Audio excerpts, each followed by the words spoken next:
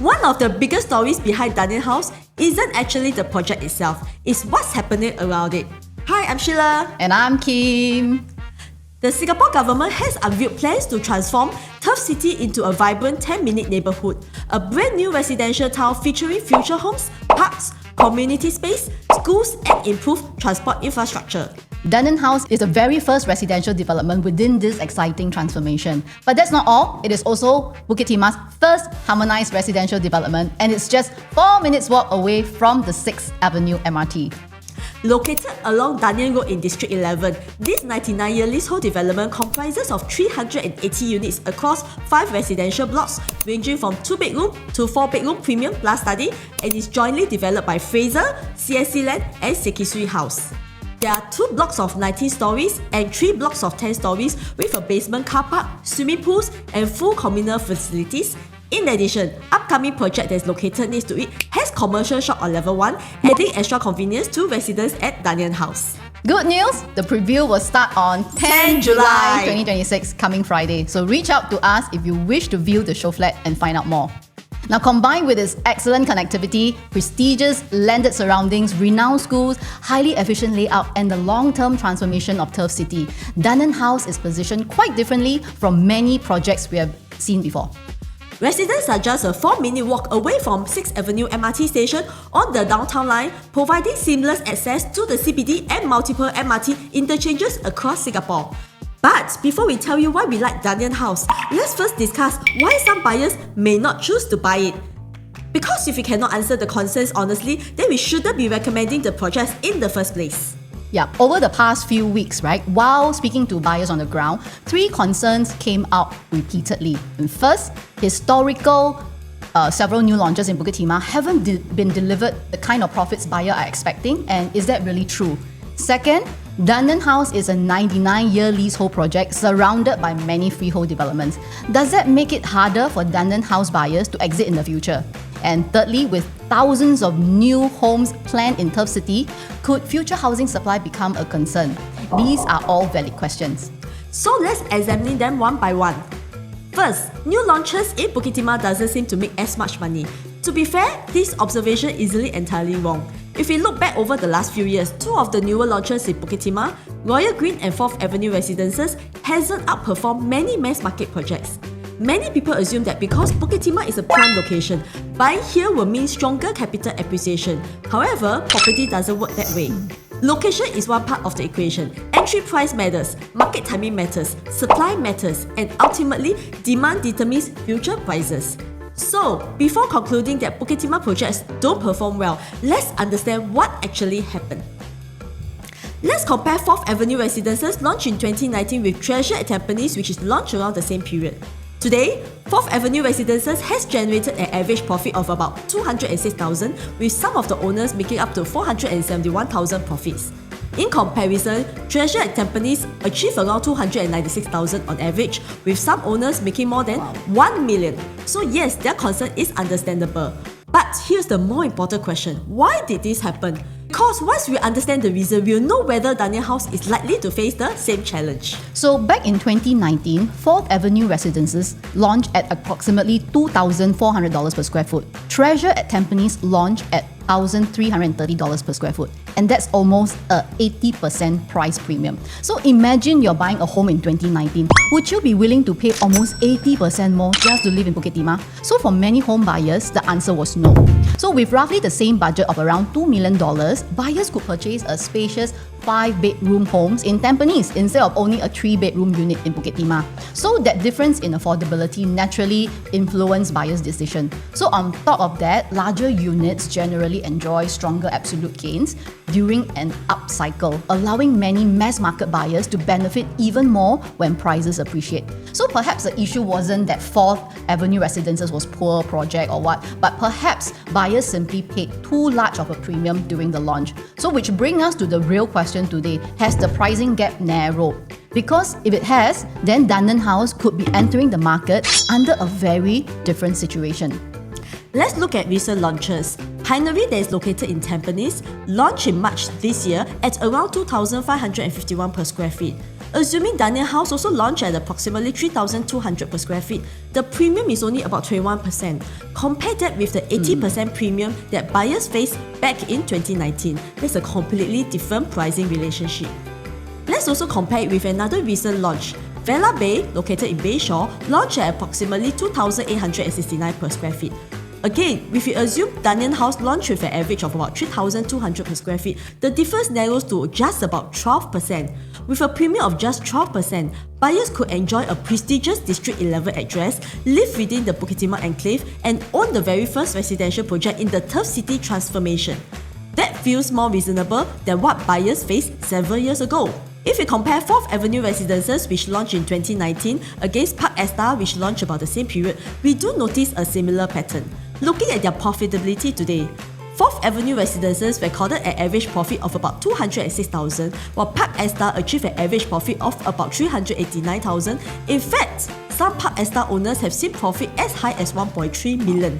Back in 2019, 4th Avenue Residences launched at the average of about 2,400 per square feet, while Park Esta launch was selling about 1,700 per square feet.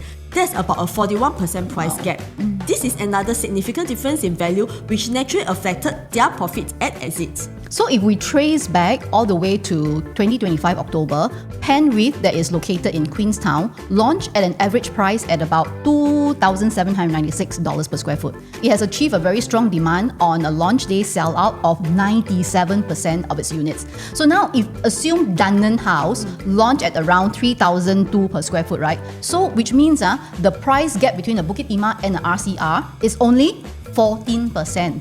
Again, that's a very different proposition from the large pricing premiums we saw previously. So now, does this guarantee Dunearn House will outperform? Of course not, because no project comes with a guarantee. But if one of the biggest reasons earlier Bukit Timah projects experienced slower appreciation was because buyers entered at an excessively high premium today, right? So much narrower gap deserve serious attention. So in fact, we are now looking at a situation where a CCR address is priced surprisingly close to many RCR and OCR launches. And that changes the conversation completely. And that's another interesting comparison. So now, Daintree Residences versus Park Esta, when both projects launched, the price difference between them was less than 1%. In fact, it's only 0.7%. So in other words, buyers weren't paying a huge premium just to own Bukit Timah address. So fast forward to today, right? Daintree Residence has delivered average resale profit of about $303,000, while Park Esta performed even better at approximately $460,000.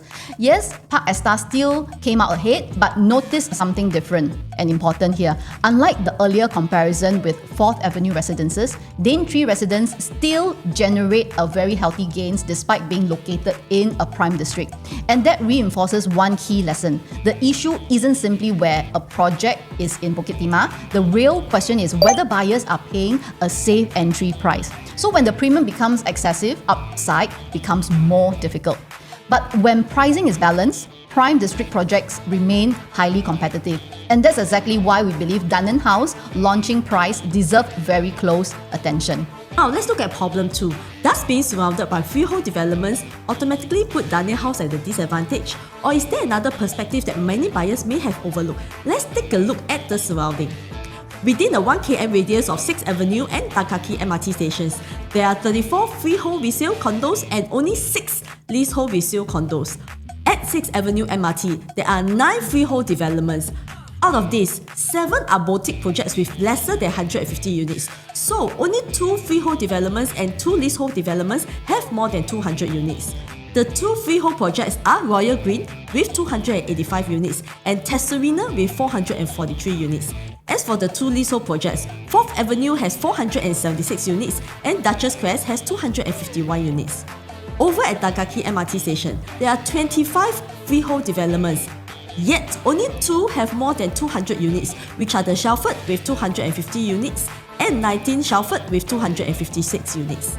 For the leasehold projects, only 2 out of the 5 developments are above 200 units, which are Hillcrest Arcadia with 272 units and Duchess Crest with 251 units. So why does this matter? When buyers shortlist properties, they don't compare based on tenure alone. So they compare developments with similar scale, facilities, living experience, and market liquidity.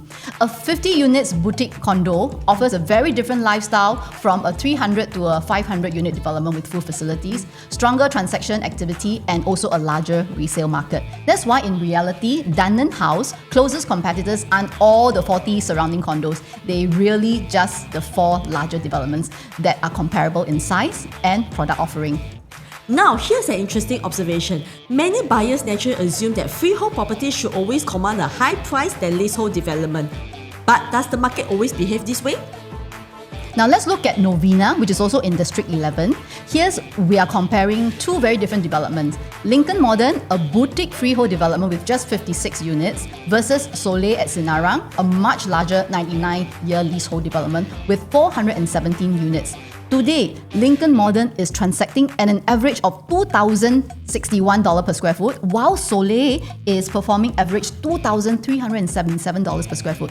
That is about 15% premium for the leasehold development. That's what's even more interesting is that historically, larger leasehold development have also delivered stronger annualized profit that many smaller boutique freehold projects aren't. Now let's look at another example.